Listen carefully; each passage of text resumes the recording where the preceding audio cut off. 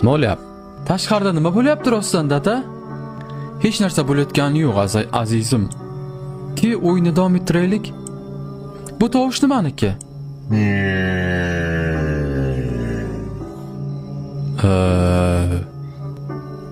Ben bu bombardimon qilayotgan samolyot bor-ku.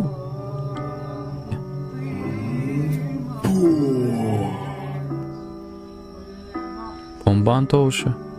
Nima uchun yosh bola bunaqa ma'lumotlar bilish kerak? Yosh bola bo'lsa agar. Azizim, meni eshit. Agarda sen ushbu tovushni eshitsang, bombalarni va bombardimon samolyotlarni qo'rqmagin, xo'pmi?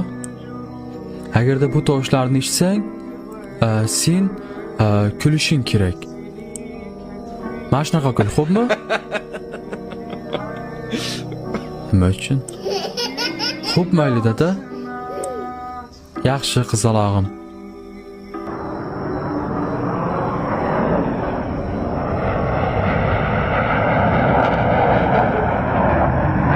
Rostdan bomba tushyaptimi deyman bu yerga, tushunmadim.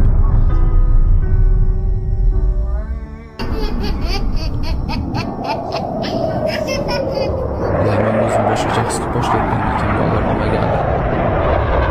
Yuragimda qanaqadir bir g'ashlik o'zi.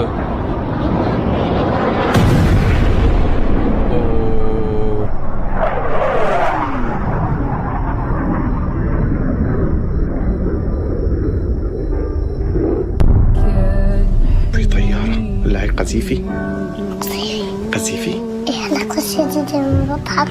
طلعت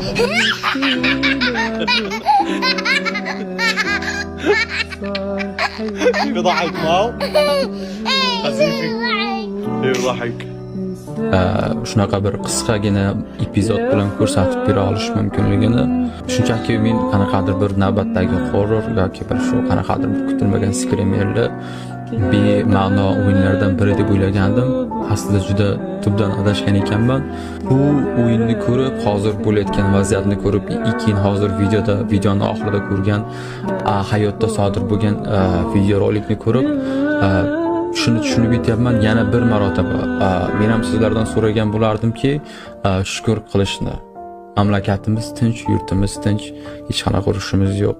Va albatta hech qanaqa bir nolishga yoki armoni borligiga, armon bo'lish mumkinligiga, noshukrlikka hech qanaqa menimcha bizga sababimiz yo'q.